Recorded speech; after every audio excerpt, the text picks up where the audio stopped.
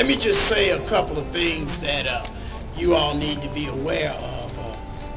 Senator Edwards and I been in the House of Delegates, been in General Assembly for the last 60 days. And I can tell you that both of us have been painstakingly trying to fight and convince the governor, quite frankly, as well as the members of the General Assembly, that education is so important to so many people that, you know, you can't cut it and expect it to survive. I can tell you, but for public education, I wouldn't be standing before you now. I came, as many of you all know, I grew up in Greensboro, North Carolina. My mother had 4 kids. I don't know how she raised us all, but we all got through the public school system. I graduated from Dudley High School, public school. I went to North Carolina A&T, as well as I graduated from law school. On paper, I was one of those at-risk kids, because my family didn't have the funds, they didn't have the money.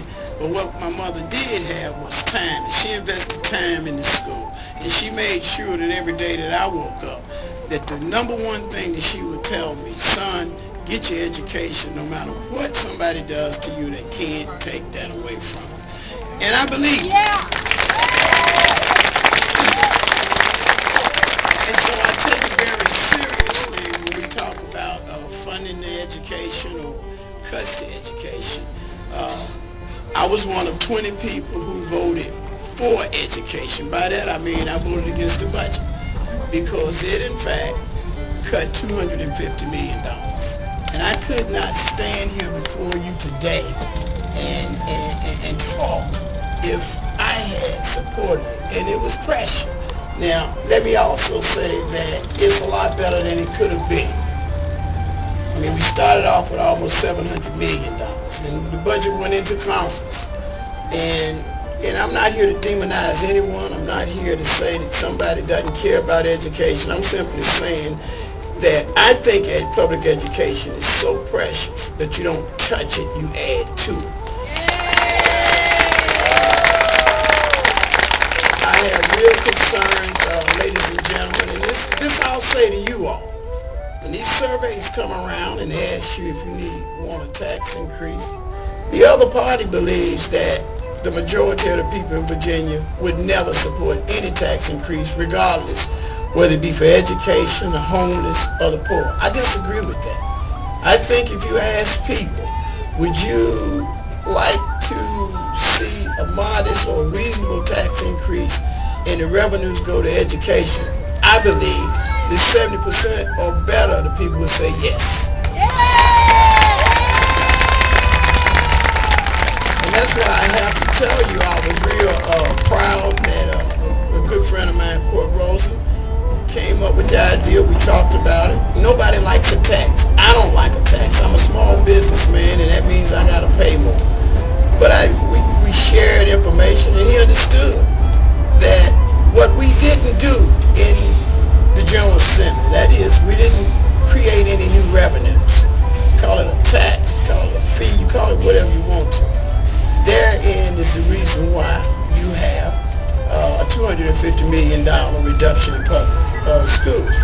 He was intuitive enough and caring enough, quite frankly. It's a political risk for any politician standing up here today to say, listen, we need to raise tax. That's almost a no-no if you're running for office. But he understood the importance of public school education, and so I applaud him for coming up with the idea, or at least floating the idea, about the 2% meals tax. And you all need to appreciate the fact that here's a young guy that could just say nothing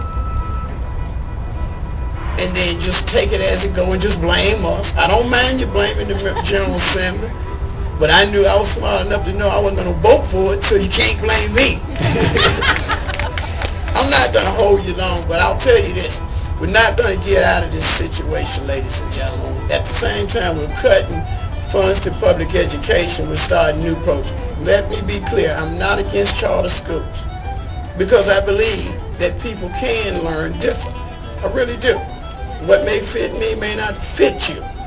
But the whole point of it is to educate our kids. So this isn't a bash on charter schools, or not even lab schools or virtual schools.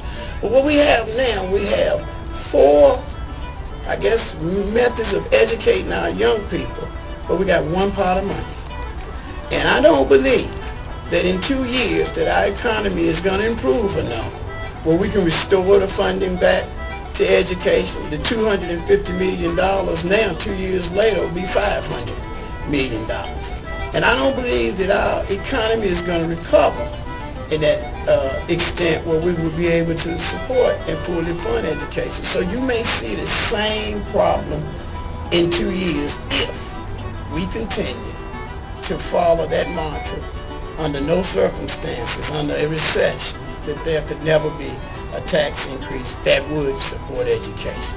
So I'm saying to you all need to become involved, and that's why I'm so pleased to see so many people here today. Legislators and senators do listen. City council persons do listen. This is an important issue, and it's almost, if we don't have public education, to me it's like losing one of the stars off the American flag. And we would never do that. This is important. I want you all to continue doing what you're doing. Anything that I can do or say to help you, please contact me. But as I said, continue to write your senators, continue to write your delegates, and most of all, continue to send the message to our government. Thank you all very much, and God bless you.